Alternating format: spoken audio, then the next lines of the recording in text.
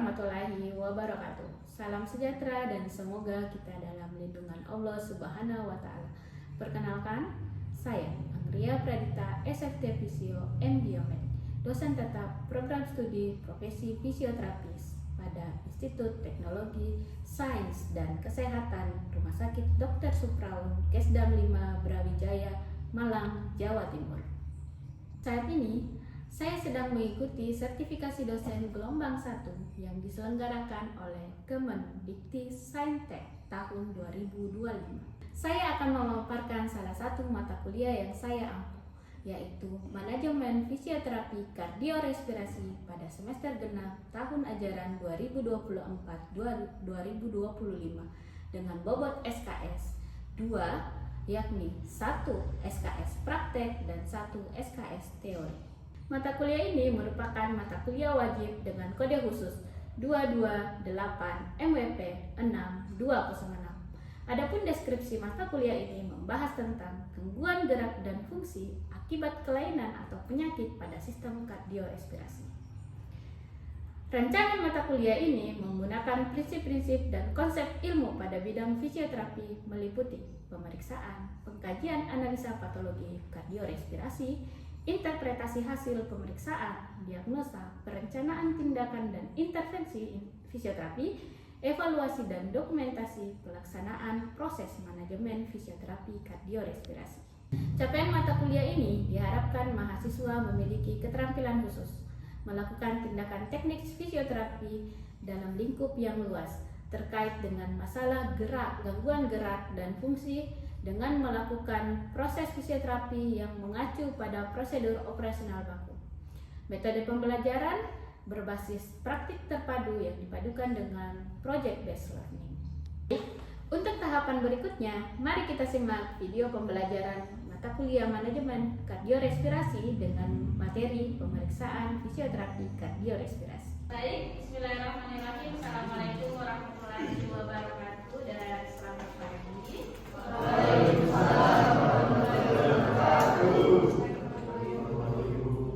Baik, hari ini kita akan melanjutkan materi kita dari yang kemarin ya, terkait mata kuliah manajemen kardiorespirasi.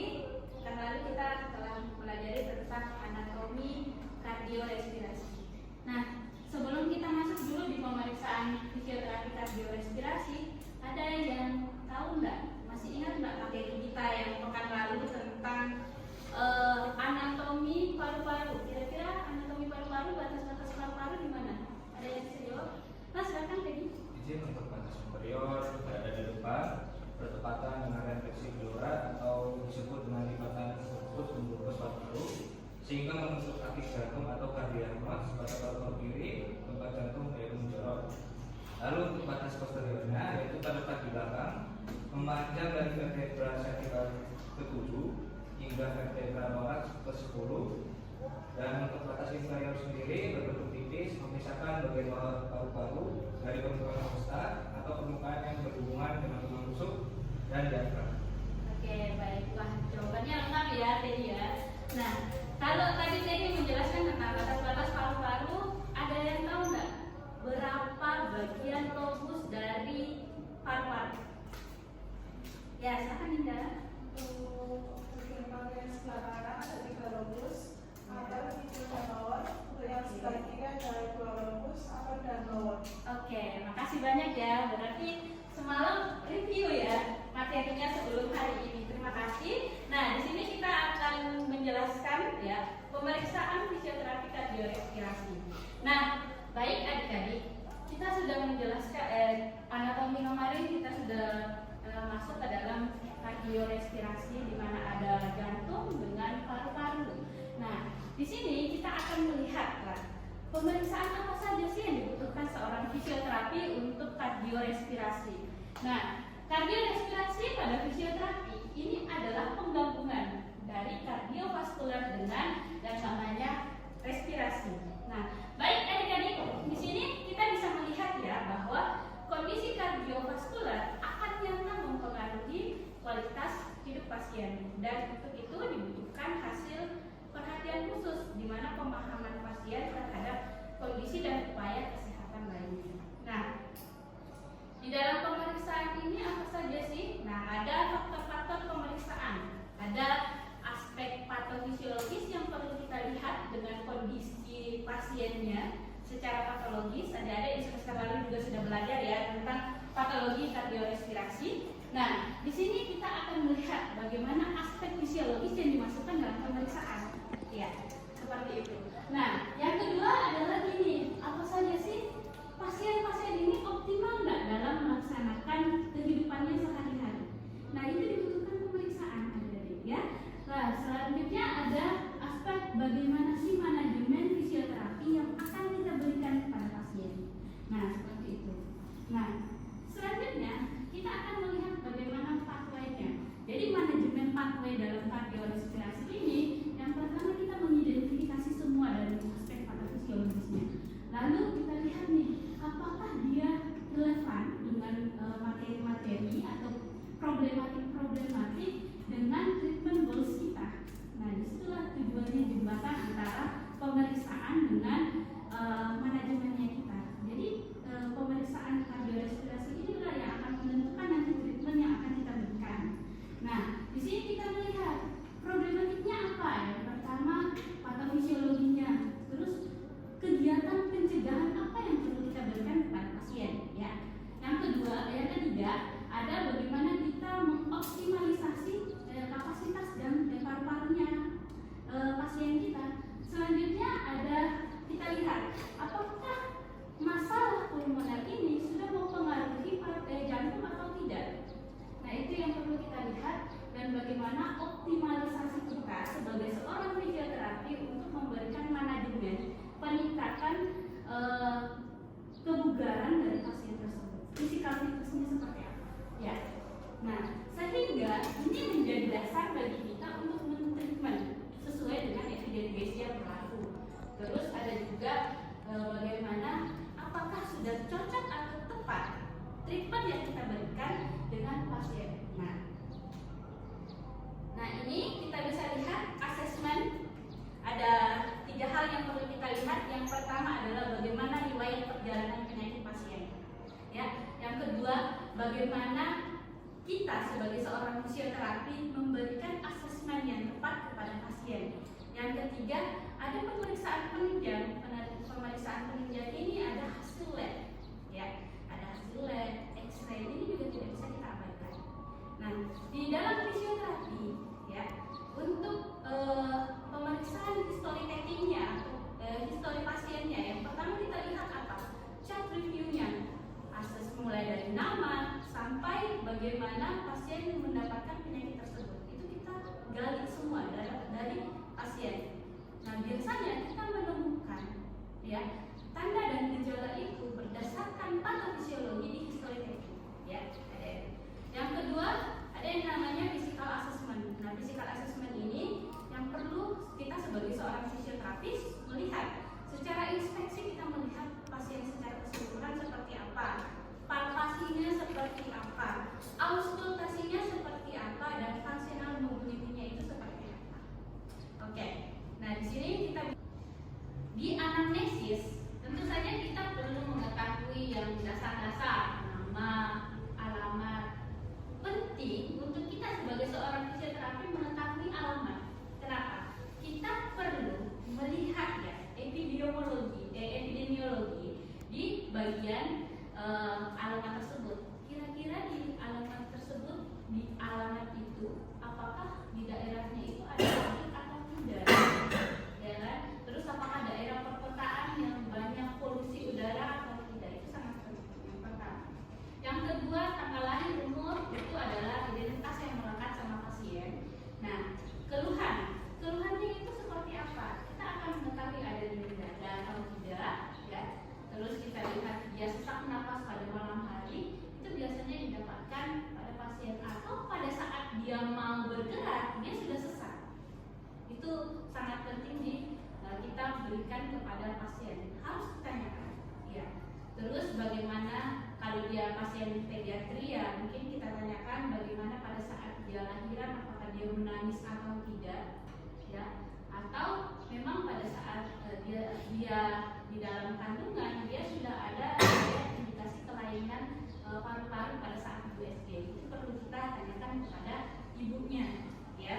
Lalu bagaimana riwayat untuk lansia, ya. Kita bisa lihat bagaimana riwayat kesehatan sebelumnya. Nah, untuk histori hakil, ini perlu nih kita tahu ya bahwa merokok itu akan menjadi faktor penyebab paling utama khusus untuk pasien-pasien yang mengalami kardiorespirasi. Yang paling banyak ditanyakan, perlu kita tanyakan, berapa rokok yang dihabiskan dalam sehari, ya. Terus bagaimana dan sejak kapan, ya. Terus apakah saat ini mereka masih merokok atau tidak? Apakah ini pasiennya merokok pasif atau tidak, ya?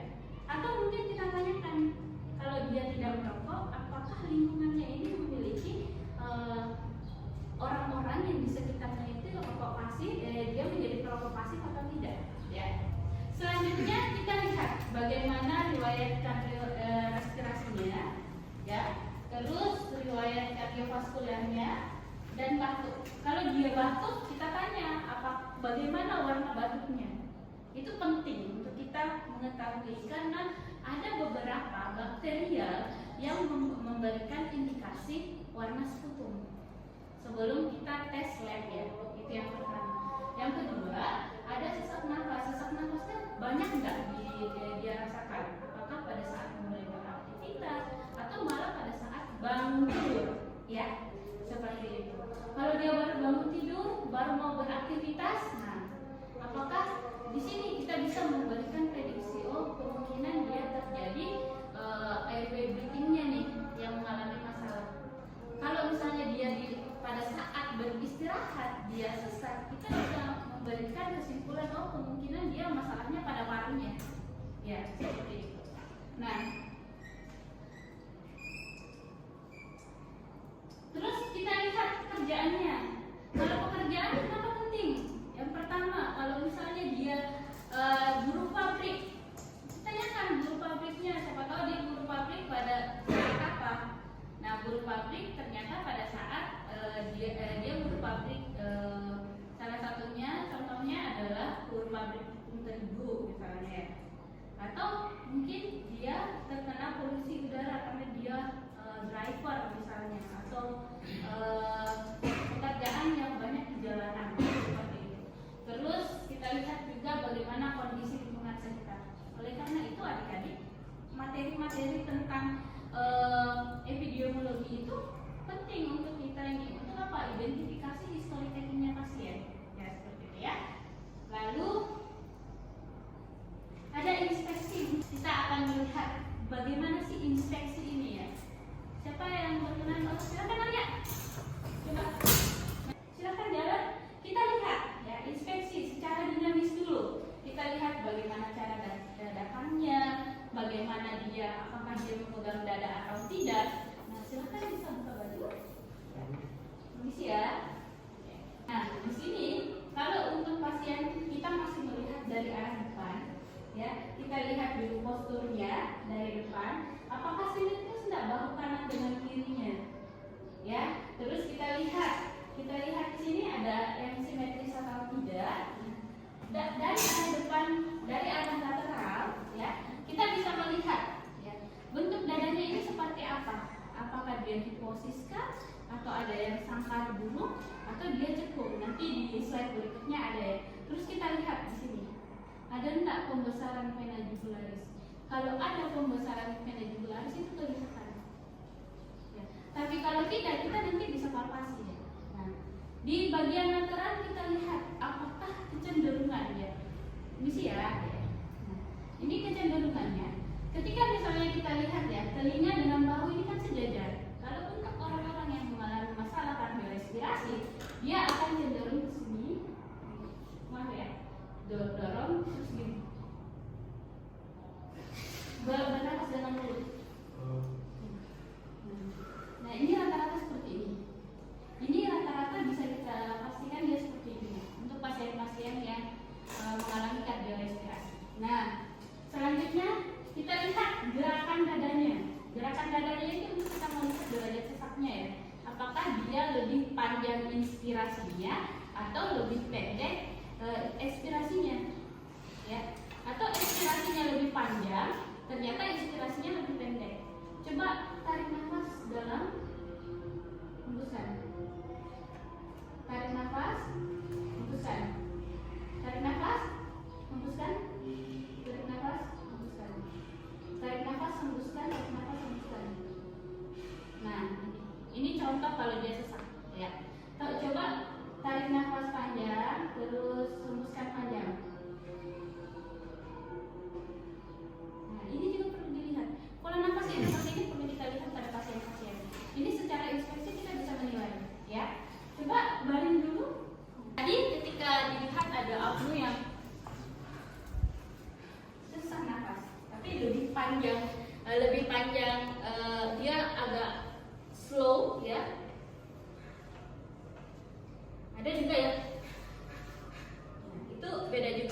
dikatakan dengan radio ya.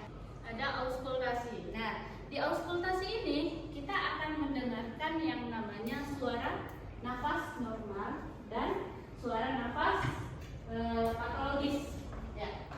Nah, sebelum kita auskultasi kita dengar dulu ya suara nafasnya seperti apa.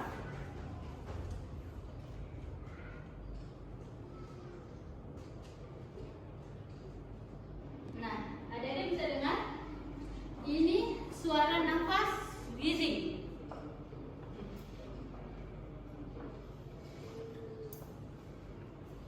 Ini Rosie, ya. Ini crackles.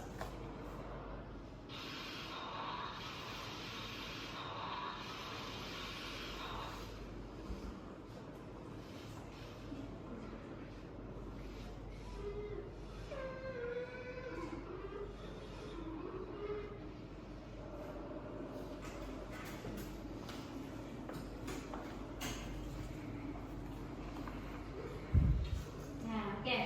Tadi sambil mendengarkan ya, Ibu lihat dulu ya. Kita lihat dulu di mana sih letak auskultasi itu. Yang paling pertama kita cari dulu 3 keduanya ya.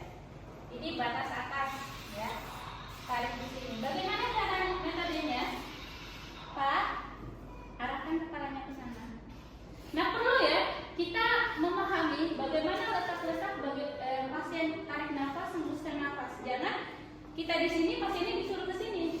Itu enggak safety ya, Dede. Kita perlu memahami juga safety-nya pasien kita, apalagi kardiorespirasi ya.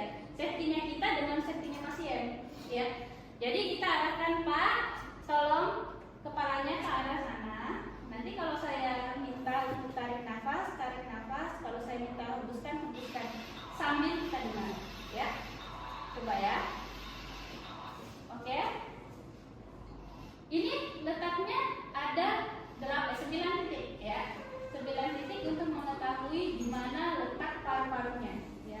Apakah jumlah, kalau misalnya ada sekutum kita akan dengar dengan pola nafas yang tadi kita dengarkan ya. Yang paling pertama ada di sini, di bawah clavicula ya, di bawah clavicula, di antara clavicula dengan iga kedua. Jangan pas di tulangnya ya, kalau pas di tulangnya nggak kedengaran suara nafasnya. Coba Bapak tolong tarik nafas, hembuskan. Tarik nafas, hembuskan. Tarik nafas, hembuskan. Ini titik pertama. Titik kedua ada di sini ya. Ya.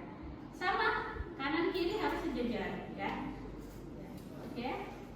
Tarik nafas, hembuskan. Tarik nafas, hembuskan. Ya. Selanjutnya kita cari ya, pas tepat di middle, dekat papila mamanya. Nah, kita cari antara iga ke-3 dengan ke-4 ya. Kita taruh di situ. Tarik nafas, hembuskan. Tarik nafas, hembuskan. Nah, selanjutnya kita cari lagi searah. Tarik nafas, hembuskan. Tarik nafas, hembuskan. Kita ulangi sampai 3 kali. Nah, batas bawahnya kita taruh di sekitar iga 7 dengan 8. Kenapa kita taruh di situ? Di situ adalah perbatasan lower middle dari paru-paru dengan diafragma ya. Jadi kita taruh di bagian lateral karena ini yang paling jelas. Oke. Tarik nafas, hembuskan. Tarik nafas, hembuskan. Oke, sama di bagian kanan ya, di bagian kiri ya, dekat batas jantung. Tarik nafas, hembuskan. Tarik nafas, hembuskan. Nah, ini untuk auskultasi. Di situ kita menghadap ke sana, Pak. Ingat safety-nya ya. Kita taruh tangan kita bisa sama pasien. Tarik nafas, hembuskan, lalu katakan naik-naik. Tarik nafas, hembuskan, katakan ya. Tarik nafas lagi,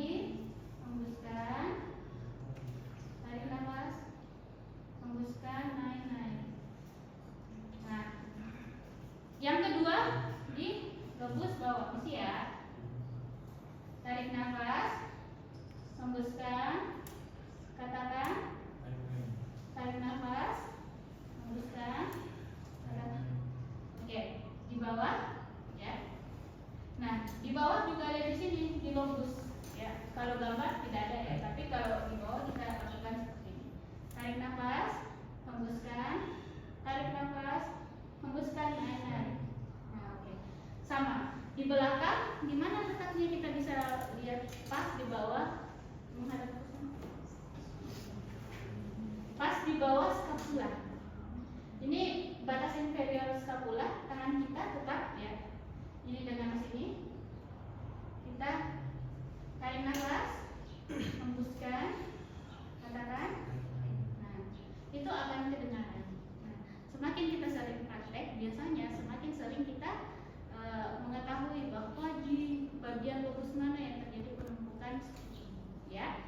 Nah, selanjutnya kita akan memeriksa lingkar toraks ya. Lingkar toraks bisa berdiri, Pak? Jika ada yang ingin bertanya silakan bertanya ya. Jangan hanya melihat. Nah, biasanya seperti itu. Oke. Ada 3 hal yang perlu kita perhatikan dalam pengukuran midline. Yang pertama di batas atas, ya. Batas atasnya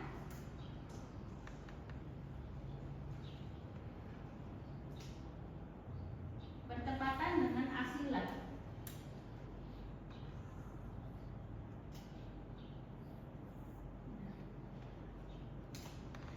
Cara pegangnya seperti apa ini?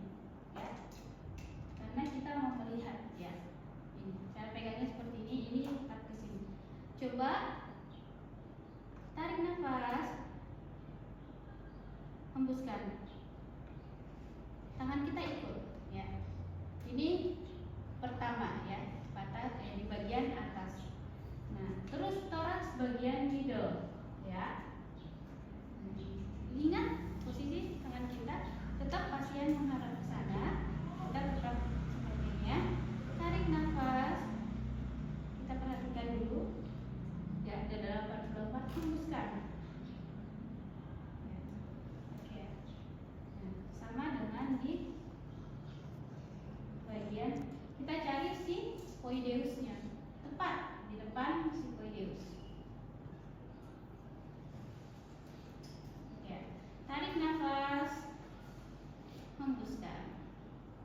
Diulang selama 3 kali. Izin dulu ya sama pasiennya ya. Jangan sampai nanti ada yang ini. Ada yang ingin ditanyakan enggak sampai ini? Ada yang ingin ditanyakan? Sudah jelas?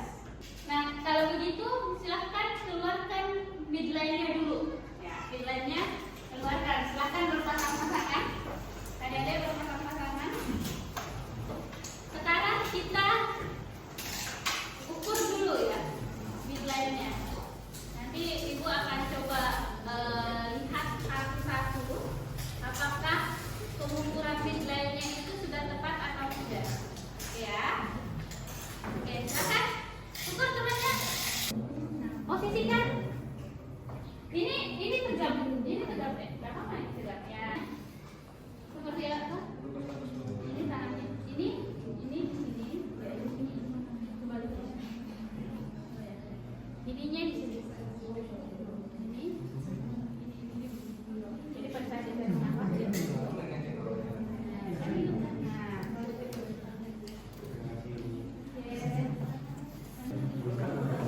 Ada yang ingin ditanyakan nggak di sini? Ada yang ingin bertanya? Izin mau bertanya Bu, ini apakah sudah benar ya? Di bawah axilla.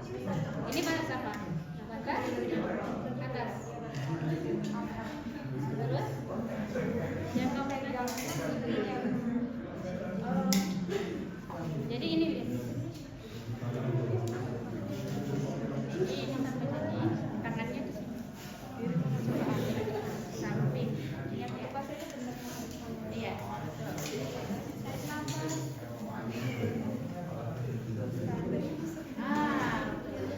Oke, makasih Bu. Oke. Baik, sudah bisa semua ya. Silakan duduk lagi. Oke.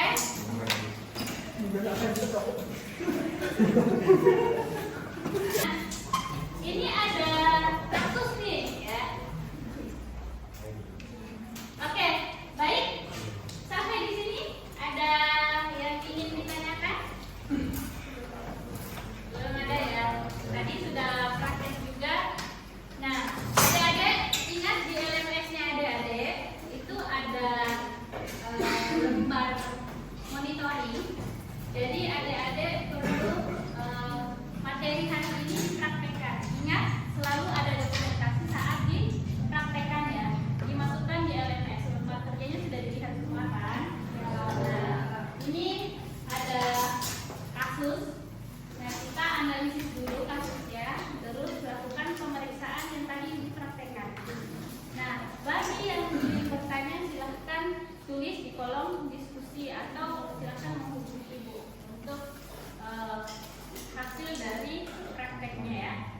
Nah, selanjutnya adik-adik sampai di sini materi kita hari ini. Terima kasih banyak atas perhatiannya. Insya Allah kita akan lanjutkan ke pekan depan tentang asesmen dan diagnosis. Jadi diagnosis fisioterapi kardiorespirasi itu seperti apa? Nah, itu akan kita lanjutkan di pekan depan. Nah, untuk hari ini saya ucapkan terima kasih. Wabillahi taufiq wal hidayah. Assalamualaikum warahmatullahi wabarakatuh.